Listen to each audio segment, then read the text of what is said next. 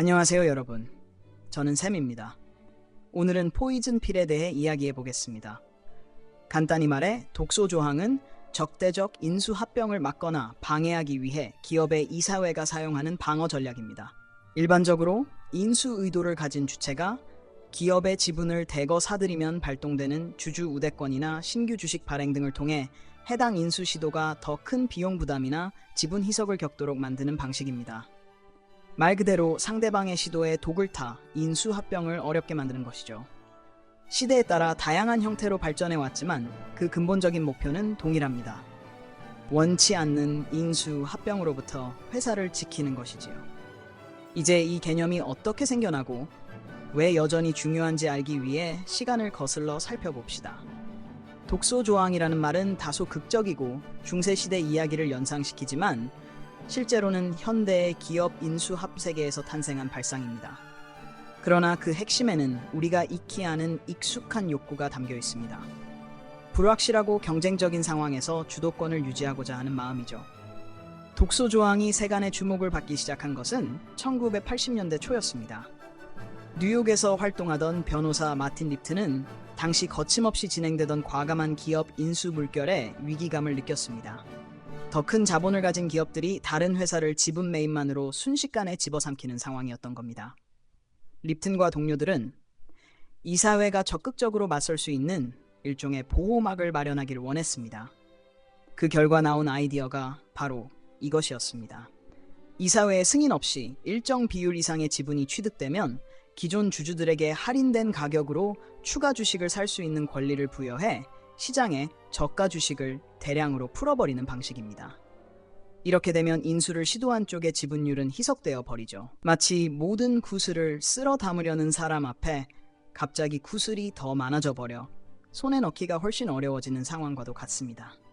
초창기에 독소 조항은 기업들 사이에서 급진적이고 논란이 많은 수단으로 여겨졌습니다. 이사회가 지나치게 많은 권한을 행사하게 되어 주주들이 높은 인수 제한을 받아 수익을 낼 기회를 막아버린다는 비판도 있었고, 반면 회사를 단기 이익만 노리는 투기적 인수자로부터 지키기 위해선 불가피한 조치라는 주장도 있었습니다. 1980년대에 들어서면서 미국 내 여러 주에서 독소 조항의 합법성을 두고 치열한 공방이 오갔습니다.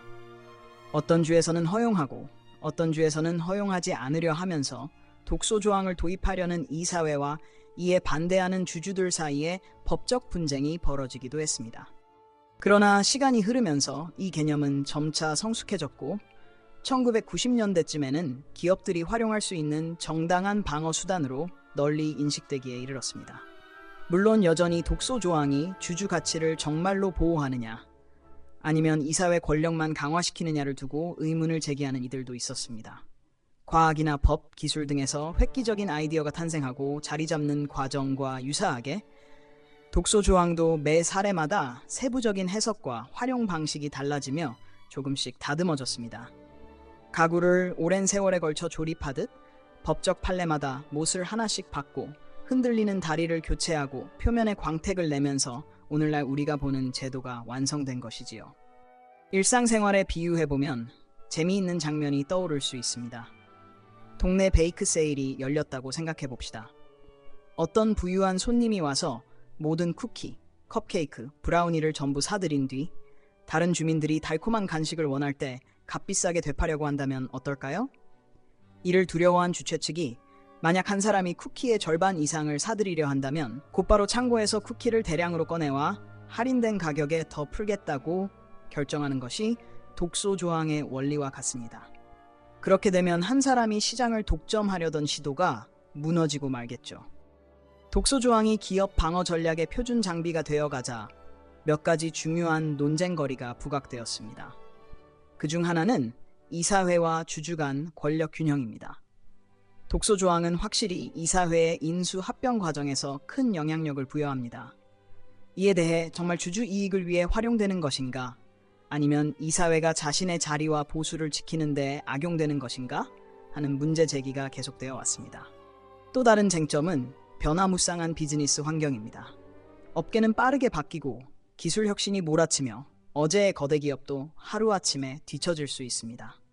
이런 상황에서 독소 조항은 얼마나 유연해야 할까요?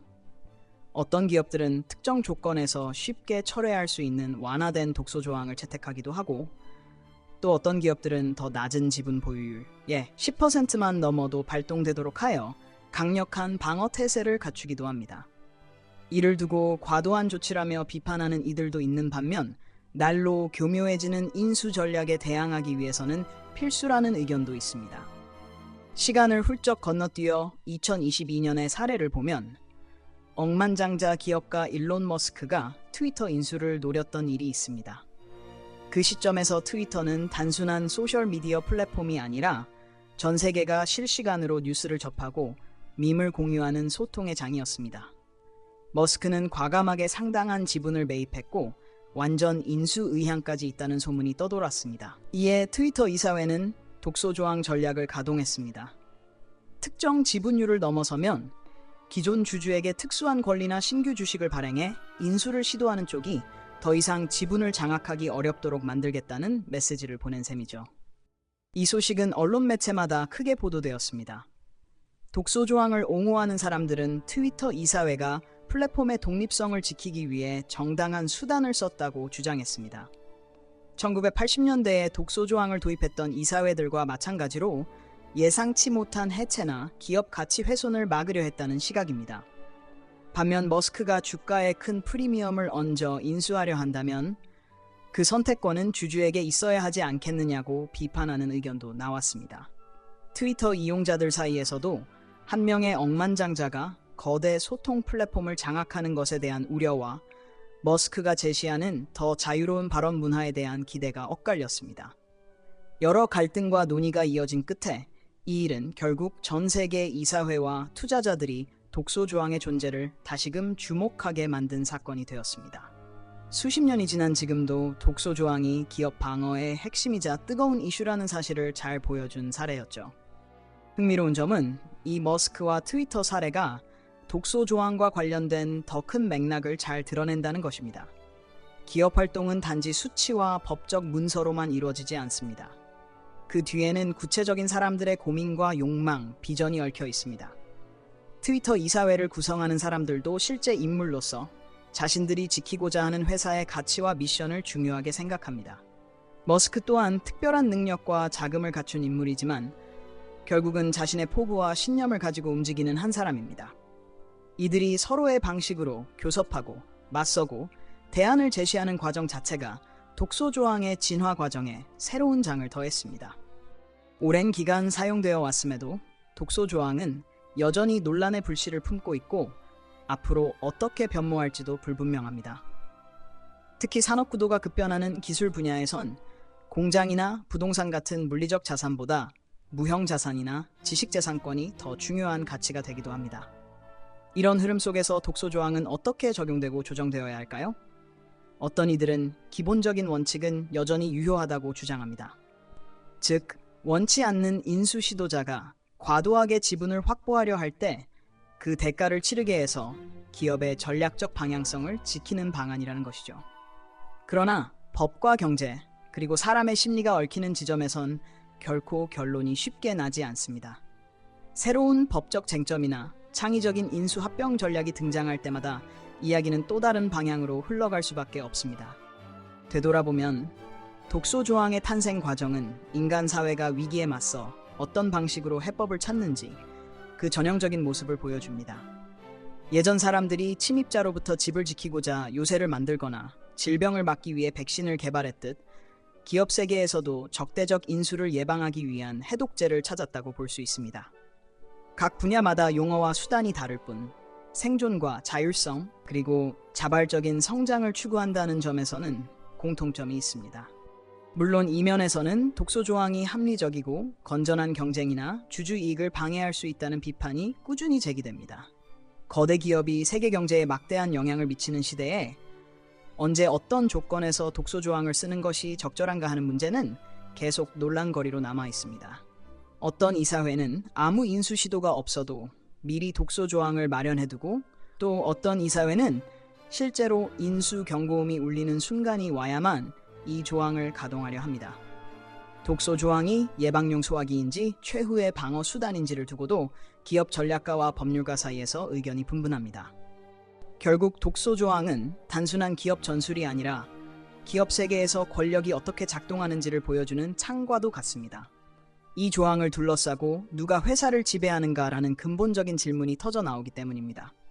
이사회인가, 주주인가, 아니면 제품과 서비스를 이용하며 회사를 떠받치는 직원, 지역사회인가. 트위터가 머스크의 인수 시도에 맞서며 보여준 일들은 그 복잡성을 여실히 드러냅니다. 여기에는 표현의 자유나 공론장에 대한 문제도 얽혀 있었죠. 독소 조항이라는 장치가 그 도화선이 되어 지배구조와 자율성, 그리고 책임이라는 중요한 가치들을 되돌아보게 만든 것입니다. 결론적으로 당분간 독소 조항이 사라질 일은 없어 보입니다. 인수합병을 노리는 야심가들이 있고 그에 맞서 자리를 지키려는 이사회가 존재하는 한 이 개념은 여전히 유효할 것입니다. 법과 재무적 복잡성이 얽혀 있지만 독소 조항의 이면에는 인간다운 본능이 있습니다. 자유와 통제, 모험과 신중함이 교차하는 영원한 줄다리기 말입니다. 많은 구슬을 한 사람이 독차지하려 할 때 모두가 합심해 더 많은 구슬을 꺼내오는 그 상황을 떠올려 보세요. 다음에 어떤 이사회가 독소 조항 도입을 발표한다면 그 한마디 안에 지난 수십 년간 축적된 법정 드라마, 격렬한 토론, 그리고 사람들의 꿈과 두려움이 담겨 있음을 기억하시길 바랍니다. 이건 단지 주식과 지분의 문제가 아니라 사람들이 자신들이 쌓아온 것을 지키고 미래를 주도적으로 설계하려고 할 때 어떤 수단을 택하는가에 대한 이야기이기도 합니다. 오늘 이야기는 여기까지입니다. 다음 에피소드에서 다시 만나겠습니다.